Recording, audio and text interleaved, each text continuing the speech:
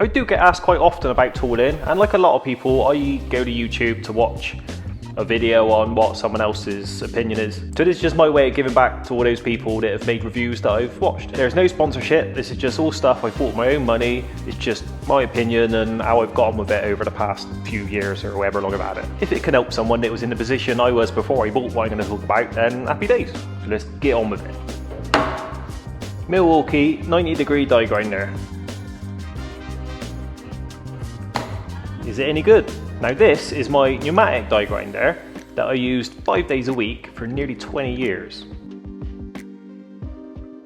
Now it gets to a point where you get fed up listening to an air compressor, unless you're fortunate enough to have a fancy screw one or have it located somewhere else, or in a box or noise protected or whatever. I'm not really a brand snob, I'll just use whatever I find does best. And at the time, about 4 years ago, Milwaukee were the only ones doing a die grinder that I could find anyway. So that's how I ended up with a Milwaukee M12 die grinder.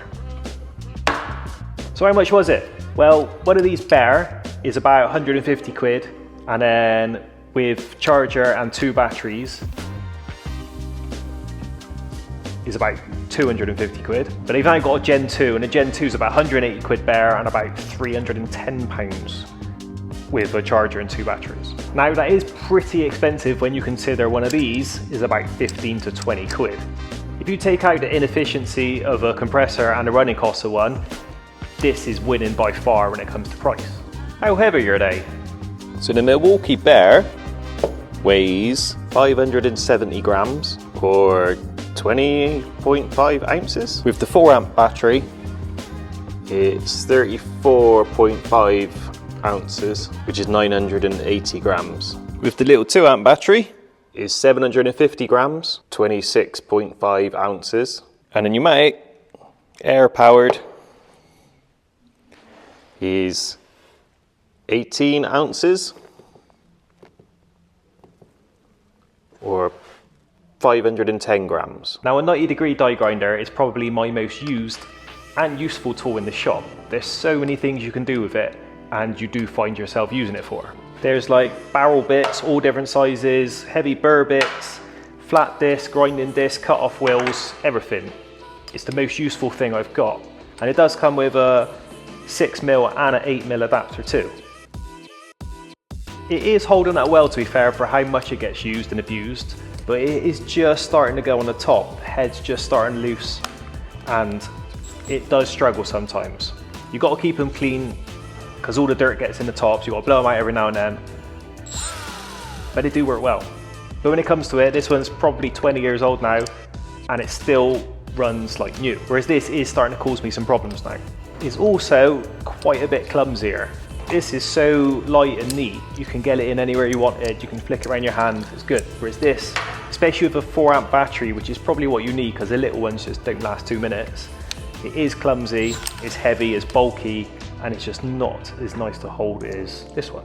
So the Milwaukee's got 4 speeds on it and a battery indicator, and this, you know, it works well, but you can't, it's not as easy to control the speed. Whereas this, I find, being pneumatic, you can really feather it to how you want it, and they do spin up a lot nicer. So when it comes to actual performance, there's not really a lot in it either.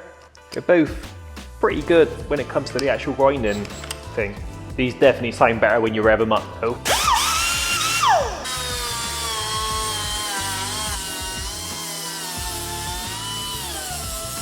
Although that did use like half a tank of air just doing that one little bit. This just doesn't sound as good, does it?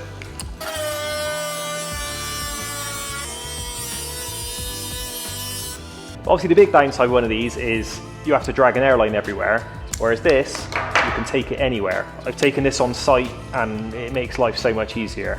You could just pick it up and go. But you will want like 20 batteries with you because they don't last very long in this thing. The cheap and cheerful one is the best by a long shot.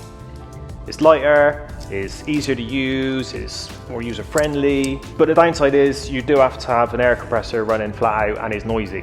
One thing I will say though, if you don't have a die grinder and you do any sort of metalwork at all, or any automotive stuff or whatever, all that sort of thing, get yourself one.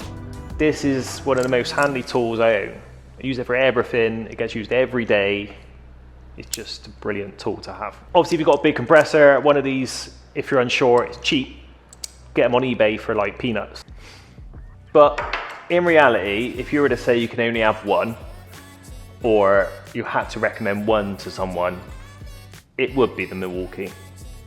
It is a lot more practical. Running a compressor is a nightmare. Although the cost is expensive, they are worth it. So yeah. But yeah, get yourself a die grinder if you don't have one. Most handy thing you'll ever buy. So there you go, one probably quite unhelpful, confusing review.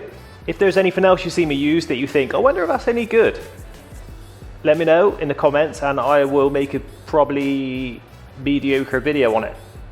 Well, thanks for watching. I hope that was sort of helpful and you're not actually more confused about what to buy than you were before you watched this video. So I'll see you next time.